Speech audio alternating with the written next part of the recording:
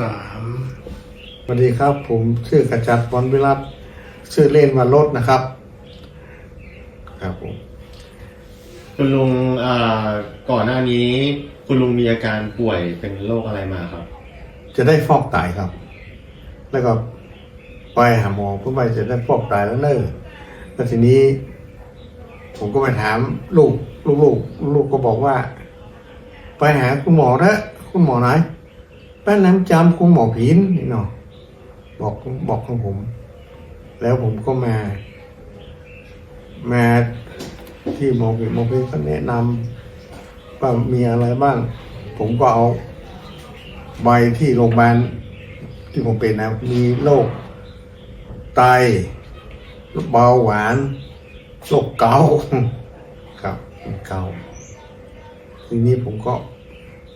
เอายาไปกินได้ประมาณ2 เดือนทีนี้ผมไปหาหมอก็บอกเอ้ายังไงเนี่ยยังไงนี่หรอกก็บอกทีนี้ผมก็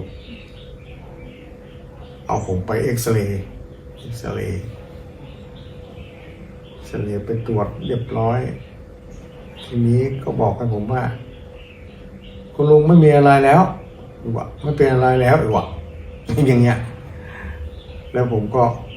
ดีใจที่ผมได้มาหาคุณหมอจีนทีนี้อย่างโรคเกาต์ผมเป็นโรคเกาต์ด้วย ทีนี้เกาต์ก็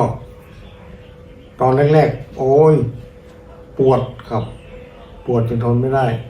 แล้วทีนี้ผมก็ไปหาหมอก็บอกว่าเป็นไรผมว่าเป็นเกาต์เขาก็ฉีดยาให้ผมแล้วก็มันก็หายตั้งแต่นั้นมาผมก็ไม่ไปโรงพยาบาลแล้วผมก็กินยาของคุณหมอผินนี่แหละครับแล้วทีนี้เดี๋ยวนี้ไม่เป็นนะครับ ผมมาเมื่อ13 กุมภาปีกว่าแล้วเนาะปีกว่าทีนี้เดี๋ยวนี้ไม่เป็นไรแล้วหายดีปกติแล้วทีนี้ผมก็ยาหมดผมก็มาแต่ยาที่ผมไปได้ซื้อก็มียาอะไรที่อันคุณหมอผินเอาให้ก็เป็น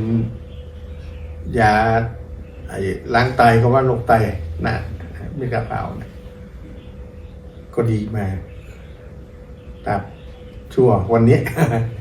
ครับ โอเคครับ ขอบคุณครับคุณลุงครับ